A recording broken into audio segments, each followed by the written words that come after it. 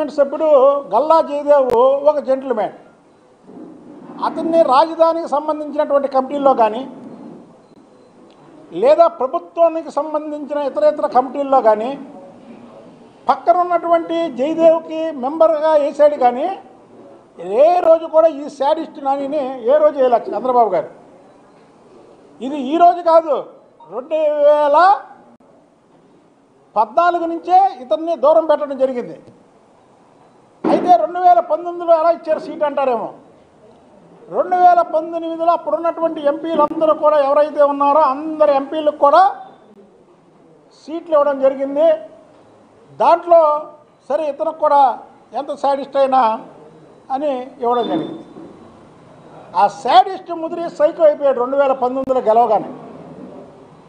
ఇక డైరెక్ట్గా అప్పుడు అంతకుముందు అక్కడ ఇక్కడ చంద్రబాబు గారి మీద ప్రభుత్వం మీద మాట్లాడినటువంటి వ్యక్తి ట్విట్టర్లో చంద్రబాబు గారి మీద లేకపోతే నా మీదో లేకపోతే జయదేవ్ మీదో లేకపోతే దేవినేని ఉమా మీదో లేకపోతే లోకేష్ బాబు గారి మీదో ఇలా పెట్టడం మొదలుపెట్టాడు. కేసీనేని నానికి టిక్కెట్ పార్టీ ఇవ్వదనేది చిన్న పిల్లోడిని అడిగితే చెప్తాడు రాష్ట్రంలో. ఎందుకంటే కేసీనేని నోటి దూలకే కేసీనేని నానికి టికెట్ ఇవ్వనని. చంద్రబాబు నాయుడు గారు అక్రమ అరెస్టు సందర్భంగా కూడా అతను చేసింది ఏంటి? ఏం చేసావా నువ్వు? చంద్రబాబు నాయుడు గారు జైలు బాడలో గోడలో బద్దలు కొట్టావు, ఆయన తీసుకొచ్చావా ఏంటి? అండగా నిలబడ్డానంటావు. చంద్రబాబు నాయుడికి నువ్వు అన్నేంటి?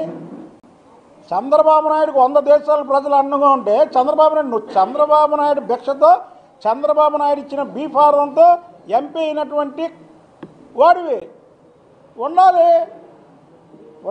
చంద్రబాబు గారు ఆ కోర్టుకు వెళ్తే మనం ఉన్నాడు ఒక అండ. అది లేదా చంద్రబాబు గారి మీద అక్రమ కేసు పెట్టినటువంటి జగన్మోహన్ రెడ్డి ఇంటి మీద కానీ వెళ్ళావా? చంద్రబాబు నాయుడు గారి మీద అక్రమ కేసు పెట్టినటువంటి సిఐడిఓల మీద కానీ వెళ్ళావా? లేదు చంద్రబాబు నాయుడు గారి మీద అక్రమ కేసు పెట్టే జగన్మోహన్ రెడ్డి సైకో రెడ్డి అని ప్రెస్ మీట్ అన్నా పెట్టి తిట్టావా? నీకు దమ్ము లేదు. నువ్వేంటంటే ఇంటి వాసాలు లెక్క పెట్టేవాడివి.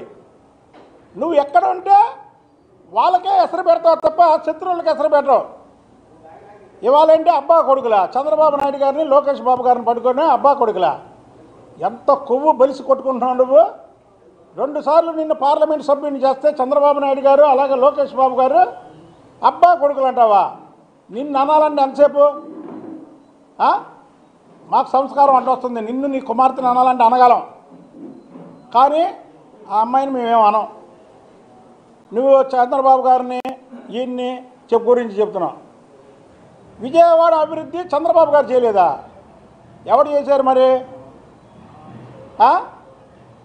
ఎవరు చేశారా? కేసీనేని నాని.